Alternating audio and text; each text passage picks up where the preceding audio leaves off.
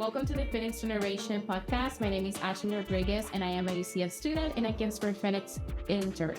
Today, we're here with Mr. Alan Ginsburg. He's the chairman of the Ginsburg Family Foundation and a philanthropist.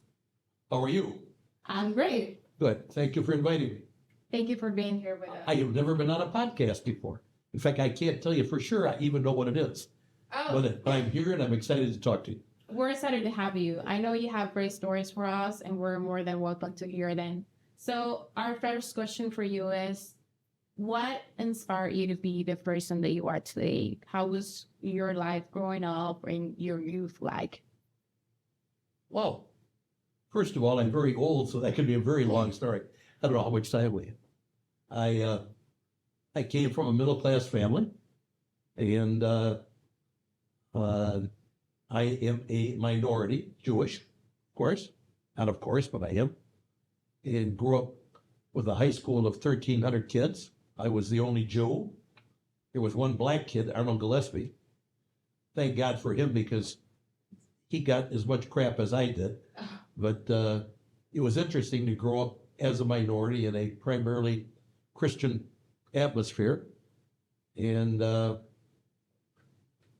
my father and mother were active in the community. I grew up in Grand Rapids, Michigan, and they were active in various types of things that they thought were good causes, pretty much like everything that you're doing now. Just basically, how do you bring a community together? They gave of their time.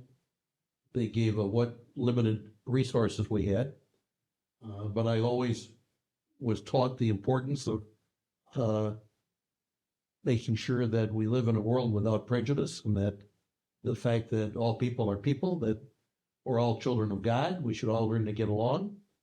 And I just kind of grew up with that mantra, and it has just stuck with me to this day. And it shows, thanks to you, there is so many programs in Central Florida that are being developed to help others, especially youth, which is one of the pillars that you believe in. Well, I do. I've been involved in so many things, both in America and internationally, dealing with youth. And I do believe, and you are youth, like anybody younger than me is a kid, but I do believe that if you're going to not necessarily change the minds of people, because I don't know about that, but if you're going to ever have a chance to let people get rid of their prejudice and to understand that the world is for everybody and that we are all one, if you're ever getting the chance to do that, I believe that from the ages of maybe 3 or 4 or 5 through college, and you're in college, I believe that's probably the last shot that anybody has in talking to people and trying to get them to open their minds and look at what might be another way of looking at things. And maybe they have looked at one particular way their whole life because of their own friends and family. And all of a sudden, here's an opportunity to be exposed to something else. Not that you have to agree, but at least you will listen and make up your own mind and not be brainwashed. And so I believe because of that, which is my belief, that the importance of youth is really what my focus is on. And what I try to do with my time and with the few dollars that I have for philanthropy, if that's what you want to call it, is to try to be helpful, plant seeds, and work with people your age and younger that are the future leaders of our world, that own the world pretty soon, and who are going to make a difference as to what happens in the world. I just believe dealing with people your age and younger, for me, is a very good investment. I'm in the real estate business. I look at everything as an investment. But I think the most important investment for me, and for anybody else that thinks it through, is to invest in your generation, the Phoenix generation, actually, and even younger. So that's just been my philosophy, and I try to do what I can. I try to walk the walk because I believe it in my heart. Thank you. Thank you so much. Now, part of giving back to the community in different ways, which you already do, also happens to be financially. How do you amass the money that you have now to be able to give back? I've stolen it from banks. I've done many crooked That things. would work. No, I'm just teasing. Really, I don't have a lot of money. I haven't amassed a lot of money. I wish I had a lot more, because I'd have more to give away. And incidentally, when you give away money, which I do through the foundation, my family foundation, it's harder to give it away than it is to make it. If you want to give it away or invest it, call it investing, what is investment?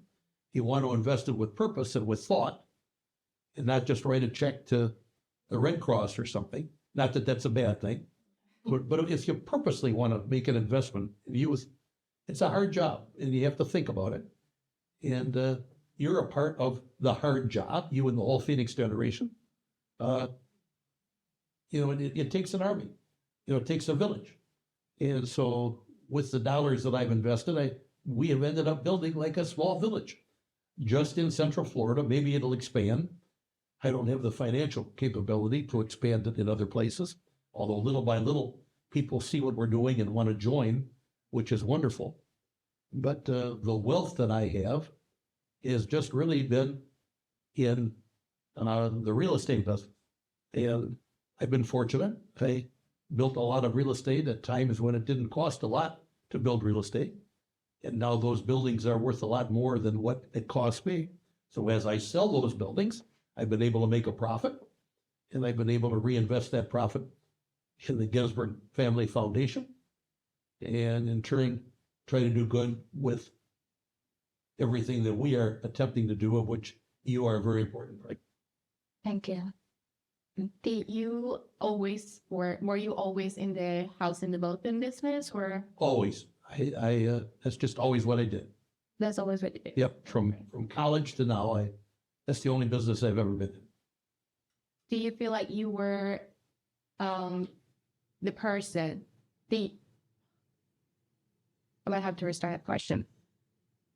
Do you feel like as a youth, you were the same person that the youth from the Phoenix generation is part of, or it took time for you to develop to be that person? I don't know. I started at a very young age, right out of college, working with youth. I founded a thing called Seeds of Peace, which was I was one of the founders. I can't take all the credit for it, but we brought high school kids together from the Middle East, from Israel, Palestine, Gaza, Jordan, all the Arab communities, brought them all together, high school kids chosen by their high school teachers, and brought them to America for a summer camp program, which is a 3-week camp program. We did that a couple times during the year, the summertime, to try to get them to become friends and understand what they thought was their enemy. And it was so successful that I just really got hooked on it. I've really been doing that since my late 20s, and it really hasn't changed. And what we're doing now with the Phoenix generation is really kind of the same thing, bringing people together for dialogue. We don't have a summer camp. That might not be a bad thing, but it's just to hear other people's views, other people have a chance to speak, and to quote, know your enemy, or get to know your enemy, because your enemy can't be your friend until you understand who they are, and until they understand who you are. So that's hard work. It's not easy. And but I believe it's so important for the whole world. And you are a important part of, at least in this community, doing that. And I would assume, although I shouldn't ask questions, as you're asking all the questions, I would assume that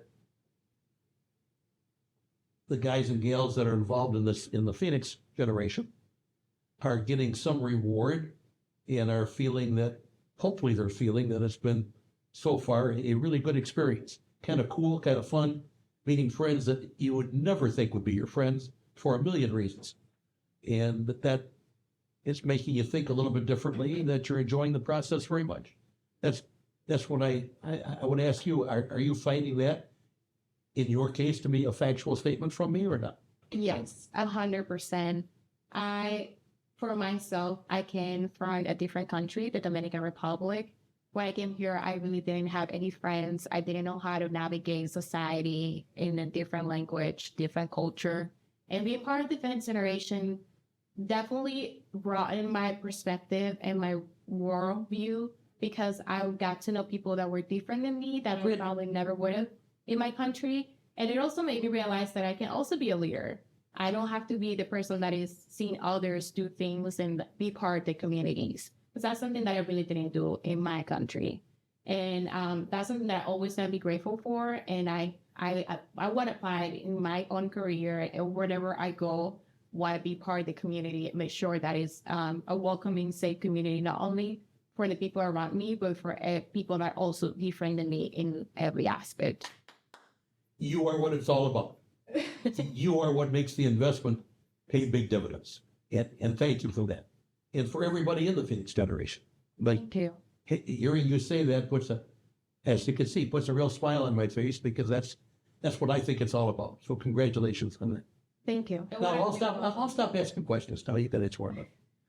I only have one more question for you. And it's, what advice do you have for me? And this will apply to anyone who is seeing or listening to this podcast. As in skills or traits that you think a leader should have in order to be successful? Wow. That's a very good question. Hadn't really thought about it. First, I think what you're doing is correct. But I think to be successful in the area of peace that you're involved with and making this a better world, I think you have to take the time to be open to meet with a lot of people, to express your views and your thoughts. I think listening is as important as talking, sometimes more important. And I guess my advice would be to be as involved as you want to be. It's time consuming and it's hard work. But if you yourself in your heart look in the mirror, as I'm sure you do, and say, I'm a leader, and I'm going to be a stronger leader in the future, which is, I'm sure, what you tell yourself. If not, you should, because you are a leader. I think you have to just dedicate your brain and some of your time to understanding that you want to meet as many people as possible, hear their views, and let them know your views. And don't be afraid to speak up. Don't be afraid to chair the meeting. When I say chair the meeting, chair the conversation. Would give everybody a chance to be heard. And you kind of moderate everybody's thoughts. If you're doing your work correctly, I think people will listen to you. And I think they'll appreciate your point of view, because I know your point of view. And I think that's how you become a leader. Perfect. Thank you. Now, I did say I have one question left. Just a minute. You said one more question. Okay, yes. This is a bonus question, and it's, you're known for being a witty person. Where do you think it comes from? Being a witty person? Yeah. I don't think I'm witty at all. You don't think so? No, in fact, some people just say, who is that guy? What? He thinks he's funny. He's not funny at all. I think you're funny. Well, that's only because you're here on a podcast with me. But so I think actually you should laugh at everything, because if you don't laugh, you cry. I think you have to try to find humor in everything. You know, even if my pizza comes without the pepperoni, you still have to sometimes laugh at that, as mad as I want to be. Yeah. So what? Well, thank you. And that explains a lot. You're always making everyone laugh in a room. Well, that's a fun thing to do. I don't do that on purpose. You're a very good interviewer.